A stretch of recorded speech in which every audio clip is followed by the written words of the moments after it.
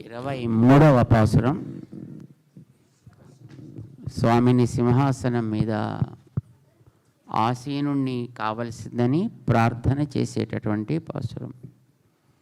ఆండాళ్ తిరువడిగళే శరణం, ఆండాళ్ తిరువడిగళే శరణం. மாறி மாறி மலை முழஞ்சில் மன்னி கிடந்துறங்கும் சீரிய சிங்கம், சீரிய சிங்கம் அறிவுத்துத்தி விழித்து வேரிமயிர் பொங்க எப்பாடும் பேர்ந்துதறி மூடி நிமிர்ந்து முழங்கி புறப்பட்டு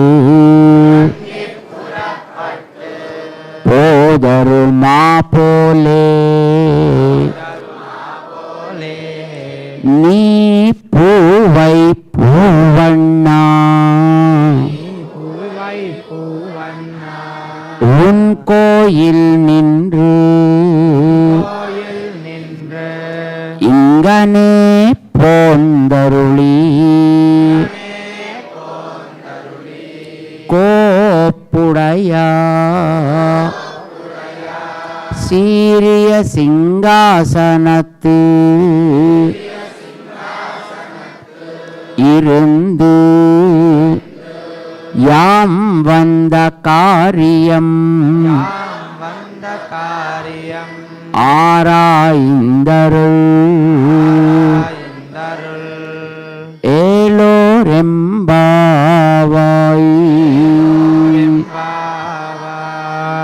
ஆண்டாள் திருவடிகளே சரணம், ஆண்டாள் திருவடிகளே శరణం.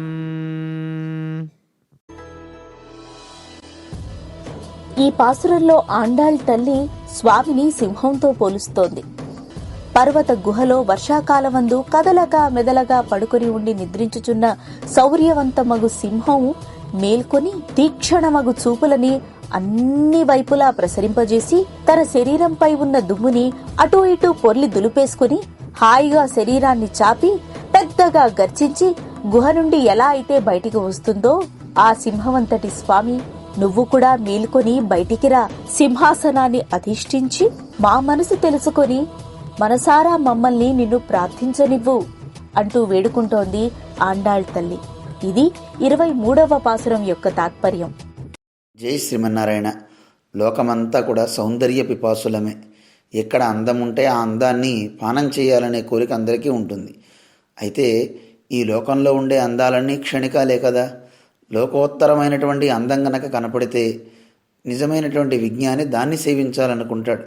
మన ఆండాళ్ తల్లి ఈ లోకంలో ఉండేటటువంటి అందాలన్నీ కూడాను నశ్వరమయ్యేవి కదా. అందువల్ల ఎప్పటికీ ఉండే అందమేదో దాన్ని సేవించాలి అని మనకి నేర్పుతోంది. రామాయణాది గ్రంథాలు మనం పరిశీలించినట్లయితే అలాంటి లోకోత్తరమైన సౌందర్యమే ఉపాసింపదగినది అని పెద్దలంతా మనకి చూపించారు. రామచంద్రుని నిద్రాకాలిక సౌందర్యాన్ని అనుభవించారు విశ్వామిత్రుడు. ఆ అందాన్ని చూసి మామూలుగా ఉత్తిష్టోత్తిష్ట అనాల్సింది పోయి కౌసల్య సుప్రజారామ అని ఆ తల్లి గర్భం ఎంత గొప్పదో కదా, ఎంత సౌందర్య రాశిని కన్నదో అని కౌసల్యమ్మని ప్రార్థన చేశాడు ఆయన విశ్వామిత్రుడు. ఒకసారి ఆ తల్లిని తలుచుకున్నాడు. అలాగే సాక్షాత్తు సీతమ్మ రామచంద్రుడు తన ఒడిలో నిద్రిస్తున్నప్పుడు చిత్రకూటంలో రాముని సౌందర్యాన్ని చూసి మురిసిపోయిందట. వాల్మీకి ఎంత అందంగా చెప్తాడో, సమయా బోధిత శ్రీమాన్ అని. ఇలా స్వామి యొక్క నిద్రాకాలిక సౌందర్యాన్ని ఆండాళ్ తన అనుభవించింది.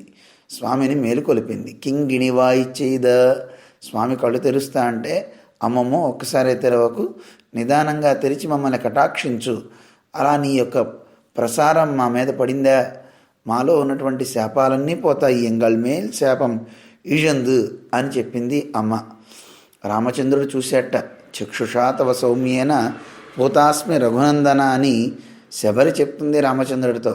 రామ, నీ సౌమ్యమైనటువంటి ఆ దివ్య కటాక్షంతో నేను పునీతురాలనయ్యానయ్యా.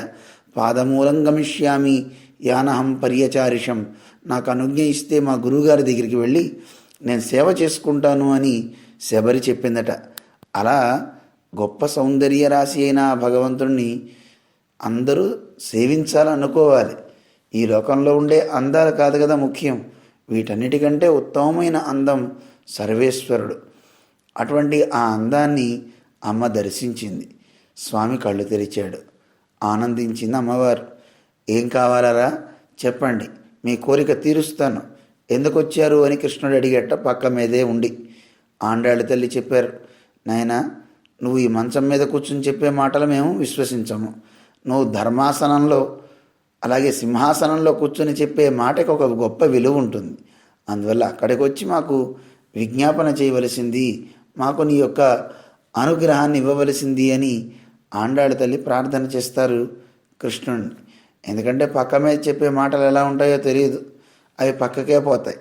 అందుకే స్వామి సీరియ సింహాసన తిరుందు, గొప్ప సింహాసనం అంటుంది అమ్మవారు.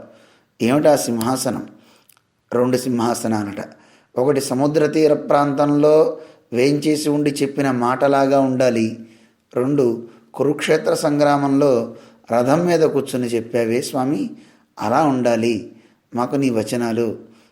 సముద్ర తీరంలో విభీషణునికి స్వామి అనుగ్రహించట. సకుదేవ ప్రపన్నాయ అంటూ ఎవరైనా సరే నన్నొక్కసారి వచ్చి ఆశ్రయించుకుంటే వాళ్ళందరి దోషాలని తొలగిస్తాను, రక్షిస్తాను అని స్వామి చెప్పాడు. ఇది నా వ్రతం అన్నాడు రామచంద్రుడు. అలాగే రథంలో కూర్చుని అర్జునుడికి చెప్పాడు. ఎన్నో కర్మయోగ, జ్ఞానయోగ, భక్తి యోగాన్ని చెప్పి చివరికి ఇవన్నీ వదిలిపెట్టవయ్యా, సర్వధర్మాన్ పరిత్యజ్య మామేకం శరణం వ్రజ అంటూ నన్నొక్కడనే పట్టుకో, కర్మలు మానడానికి వీళ్ళే చెయ్యాలి, దాని మీద ఉండే కర్తృత్వం భోక్తృత్వాన్ని వదిలిపెట్టు. అంటే నేనే చేస్తున్నా, నేనే అనుభవిస్తున్నా అనేటటువంటి బుద్ధి పోవాలి. కర్మ చెయ్యి, నన్నే ఆశ్రయించుకో. అలా ఆశ్రయించుకుంటే నీ పాపాలన్నీ పోతాయి, నీకు దుఃఖం ఉండదు. మోక్షయిష్యామి అన్నాడు సర్వేశ్వరుడు. అలాంటి గొప్ప మాట మాకు కావాలి. అందువల్ల నువ్వు ఇక్కడ ఉండడం కాదు, సింహాసనం దాకా వచ్చి కూర్చోవాలి అని అమ్మవారు స్వామిని నడవమని చెప్తున్నారు సభాస్థలికి. అంటే ఆ గమన సౌందర్యం కూడా చూడాలి అని అమ్మ కోరిక. చతుర్వ్యూహ చతుర్గతి అని విష్ణు సహస్రనామం. స్వామివి అందమైన 4 నడకలు ఉంటాయట. ఆ 4 నడకలు కూడా అమ్మ దర్శించాలనుకుంటుంది. ఈ నడక సౌందర్యంలో పడి నాయనా నువ్వేమవుతావో జాగ్రత్త సుమ అని సుమిత్రాదేవి లక్ష్మణుడికి చెప్పి పంపిస్తుంది. చాలా జాగ్రత్త, అరణ్యానికి వెళ్ళేటప్పుడు రామునికి ఏమాత్రం ప్రమాదాన్ని చేయకు, రామే ప్రమాదం మాకార్షీహి పుత్ర భ్రాతరి గచ్చతి అంటుంది సుమిత్ర. అంటే లక్ష్మణస్వామి రాముడితో వెళ్ళేటప్పుడు ప్రమాదం ఏం చేస్తాడు? ప్రమాదం అంటే అనవధానత అని చెప్తారు. అంటే రాముని కార్యాలయందు శ్రద్ధ లేకుండా ఆయన సౌందర్యాన్ని చూస్తూ కూర్చుంటే పని జరగదు. అందువల్ల రాముని కార్యాల పట్ల నువ్వు బద్ధకాన్ని చూపడానికి లేదయ్యా, ఆ గమన సౌందర్యం వైపు దృష్టి పెట్టకు. స్వామి యొక్క సౌందర్యం 4 రకాలుగా ఉంటుంది. అది వృషభ గమనము, అలాగే పులిలాగా నడుస్తాడట, గజంలా నడుస్తాడు, సింహంలా నడుస్తాడు. అందుకే రామాయణం 4 రకాలుగా వర్ణించింది. వాల్మీకి భగవానుడు రాముణ్ణి పురుషర్షభ రామశార్దూలం మత్తమాతంగ గమనం సింహ విక్రాంతగామినం అని వర్ణించాడు. అంటే ఎద్దుకుండేటటువంటి ఆ గర్వం ఉంటుందంటే స్వామిలో. శార్దూలానికి ఉండేటువంటి క్రోధం అంటే ఒక పులి దానికి ఉండే క్రోధం ఎలా ఉంటుందో అలా ఉంటుందంటే ఆ నడకలో స్వామిది. అలాగే ఏనుగు నడుస్తునేటప్పుడు ఎలా హోదా ఉంటుందో ఆ దర్పాన్ని చూపిస్తాడట. సింహం వెళ్తుంటే తేజస్సు ఎలా ఉంటుందో అలాంటి గొప్ప తేజస్సు. ఈ 4 నడకలు మనం చూడొచ్చు. ఇప్పటికీ మనం కూడా దర్శించాలంటే ఎంబెరుమాన్ పక్కలిలే కాణలాం అంటారు. శ్రీరంగనాథుని యొక్క ఆలయంలో ఉండే నంబెరుమాళ్ అంటారు. ఆ నంబెరుమాళ్ పక్కలిలే స్వామి ఊరేగింపు జరిగేటప్పుడు ఈ 4 నడకలు మనం సేవించవచ్చు అంటారు.